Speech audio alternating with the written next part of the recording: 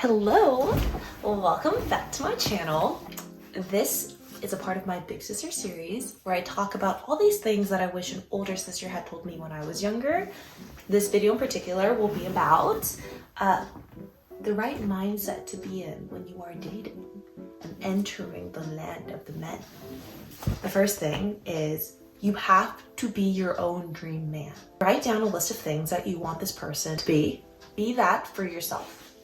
If words of affirmation is your thing and you love it when people tell you, I care about you, you're beautiful, you're thoughtful and caring, tell yourself that, right? Get into a place where you are used to and accepting of behavior that you want, right? Because if you're in this headspace of negative self-talk and you're used to that, the moment someone is like, you're beautiful, you're loving, you're gonna be like, whoa, this is nice. But a part of you will not feel like you deserve it. Get yourself to a point where you feel like and you know you deserve the things that you do and that you're looking for, right? If you want somebody who plans quality time and events, do that for yourself. Like, take yourself out on a nice coffee date where you journal about your feelings and all that good jazz. The second thing is, do not play hard to get. Be hard to get. If you are constantly thinking about when is this person going to respond to me? When are they going to look at my Instagram story and react to this thing that I posted just for them? You're so focused on this part of your life that you're not developing yourself and focusing on yourself and actually being hard to get, right? Because if you invest in your hobbies, your friendships, your family, literally anything else aside from this boy, then you will become harder to get and then more attractive as a result. So for example, I hear a lot of when they ask you to spend tomorrow night together, say you're busy and then give them an alternate time. But it's yes, that's great, but actually be busy. Even if you tell them you're busy, but all you do is think about them, that's not super productive.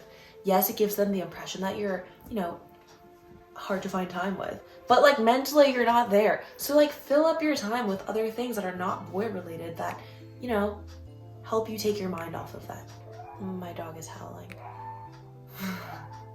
Marshy!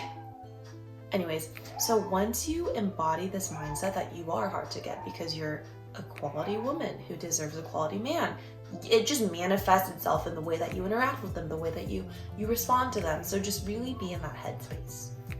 Relatedly, withhold. Withhold information, withhold energy, withhold time, all of that. If you go out on a first date and you're here's my entire life story, that's great, but it also kind of diminishes the mysterious aura.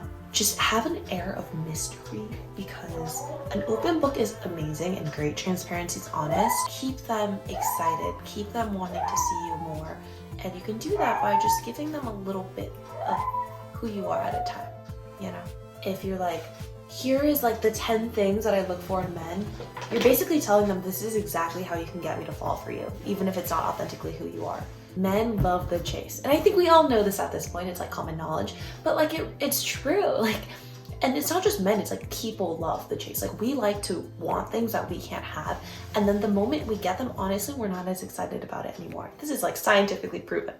So just prolong the chase because it's gonna end anyways, hopefully, if things go well. Know you'll be okay if this doesn't work out. It's really hard to think that once you begin to anchor on oh my god, they're the one for me, I have to get married to them and they're perfect. It just clouds your judgment, makes it difficult to act in a detached manner. There's so many people in this world, right?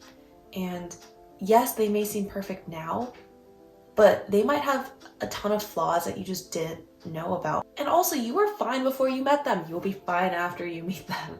And so once you're at a place where you accept, yes, this is fun and I'm getting to know them, but if it doesn't work out, I'm gonna be fine. And if they're not showing interest or reciprocating, it's fine. Which is related to my next tip. Do not let them tell you twice, whatever it is. And I'm assuming it's something negative, right? If you're saying, I would appreciate if we could go on more dates, and they're oh, I don't know, I'm busy. If you're asking them, do we want to be exclusive, and they're not giving you an actual answer, that is an answer. If you take that answer and then you push on it and ask again, that just makes you less desirable. Not even from an external perspective, but like internally.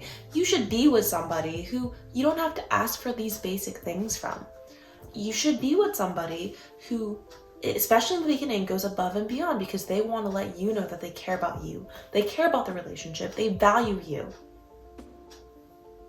Just don't let them tell you twice. I'm not saying that someone will always, be perfect for you or act like the way you want them to, but there is a baseline that they are interested, they're excited about you, they're willing to put in the effort for you, they will plan date nights for you. Hi. You should also transition into this place where you are attracted to people who are attracted to you. I actually know a lot of people where the moment they feel reciprocated in some interest, they lose interest. Why? Like, do you not want to be with somebody who is super into you? And they're like, yeah, I'm not attracted to that. Like, I'm attracted to people who don't show me interest. And I know we all have our own kind of like whatever's going on, but like that's just not, in my opinion, super healthy, because then you keep going after these unavailable people. If you're really into me and I feel like you care about this relationship or future relationship, like I'm attracted to that. And it's honestly served me well. So I'm just saying, you have options. Yes, you're excited about this one person.